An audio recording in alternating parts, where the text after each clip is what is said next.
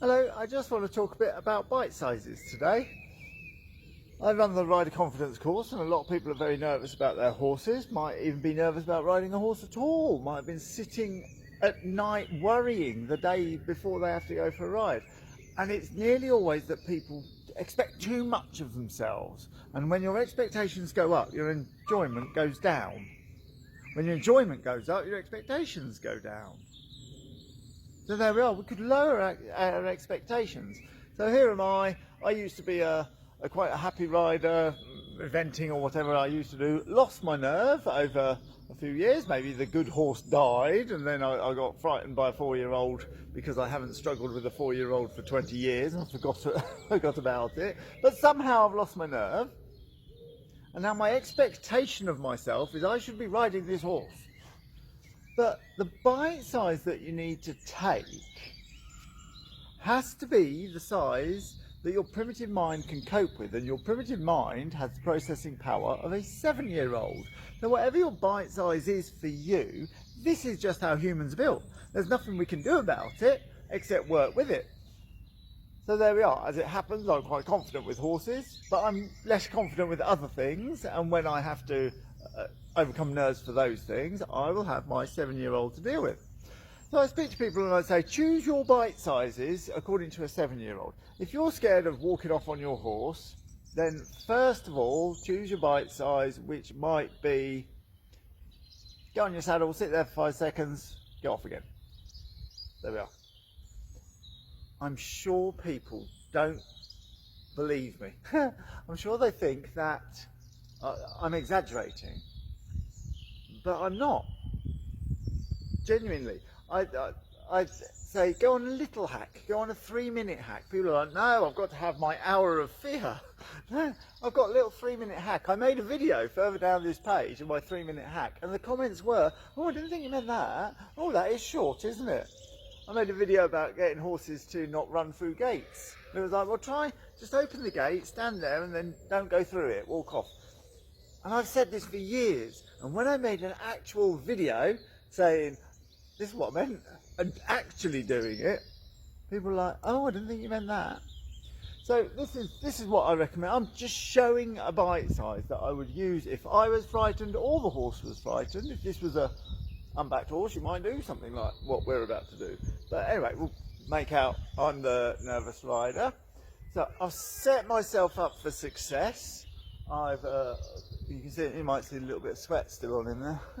He's already been out for his hack, so he's not going to be excessively jumpy about. I'm the nervous one, and I'm doing my bite sizes. So yeah, let's just start. Okay, so we might go down here. Might go up here. Might go here. Now here am I, leaning on my horse. And actually, you're going to do too. I might have taken a bite size too much here because I am leaning on my horse and making a video. So that might be in a week or so. There you go. But this all seems perfectly doable, wouldn't you agree? And if I did this a fair bit,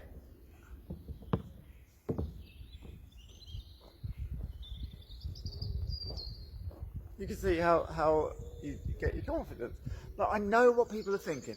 They're thinking, no, yeah, but it's other people's opinions, isn't it? It's other people's opinions. So I'm trying to do my 7-year-old thing, and I've got Queen Bee leaning on the fence going, oh, what's she doing now? It's nothing to do with with Queen Bee, what you're doing now. I was just doing that then, and I'm sure none of you were thinking the worst of me, because obviously I'm on a mission. I'm on a mission to make a video, and you're on a mission to train your own inner fear, or train your horse to the fear of your horse, or make a video. It's nothing to do with Queen Bee at all. So let's advance on a little bit more. There we go. Get on. Well,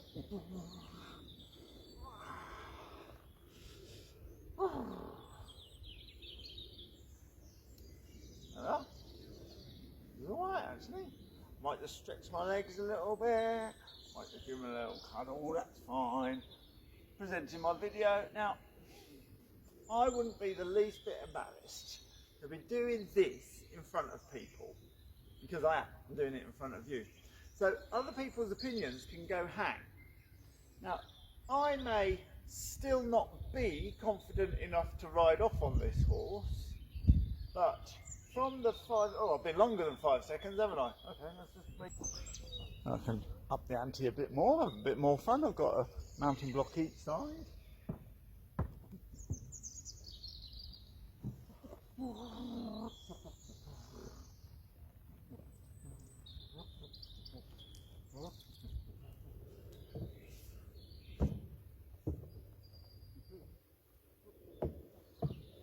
Boy, in you putting up with all that.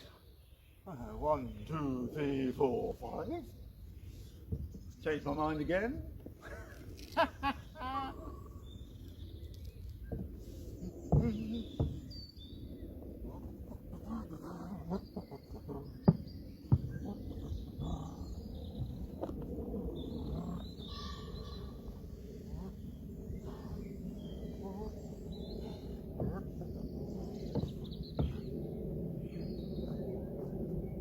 Let's try another little game.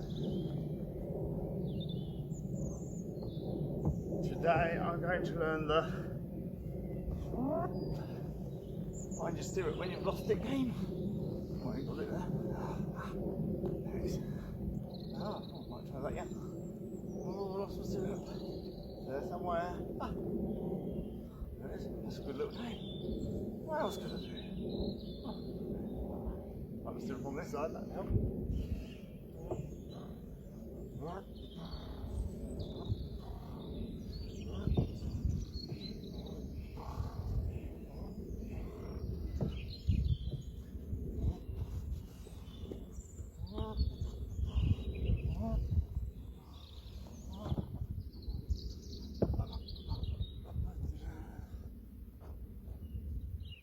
Just having fun.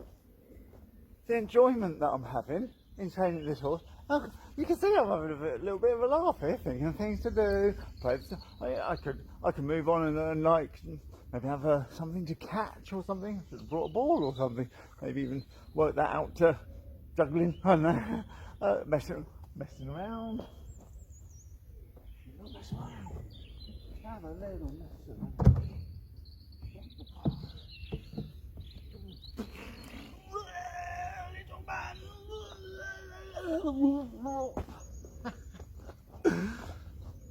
I haven't walked off, and this has all been in 2 minutes, obviously.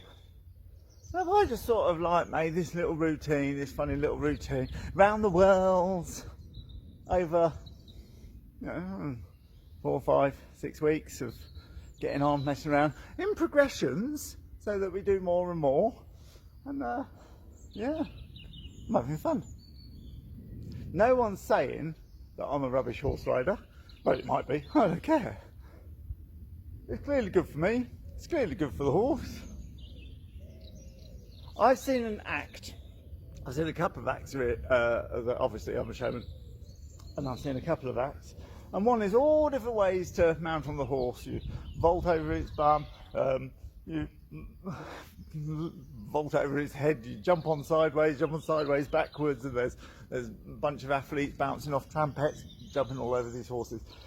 You could, if you wanted to, take it to all that level there before you even thought of moving. If you have, of walking off, if you have enough games that you can do, by the time you've done them all and thoroughly enjoyed what you're doing with you and your horse, as I was enjoying that, we still haven't got past mounting up yet.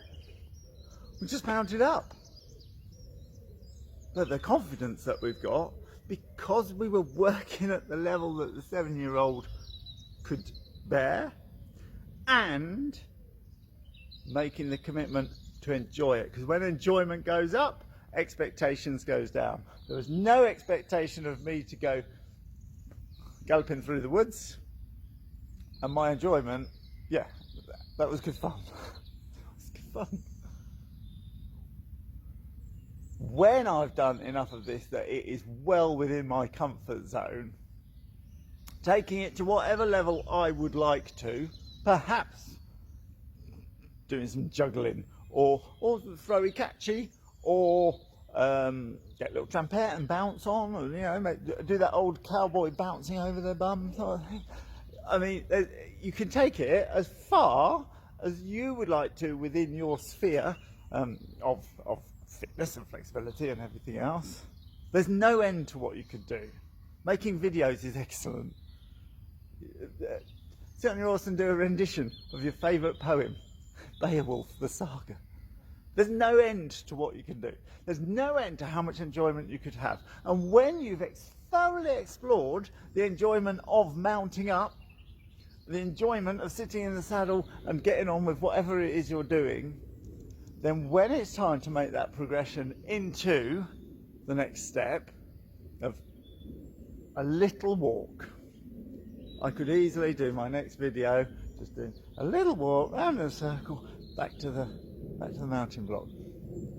And it doesn't matter where your fear is or your sticking point is.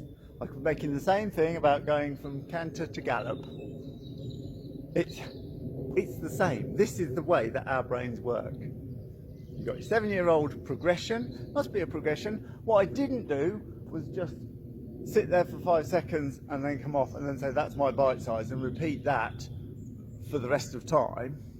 But no, I'll get on, I'll get off, I'll get on the other side, I'll get off, I'll get on bareback, I'll get off, I'll get on and lay over, I'll just progress.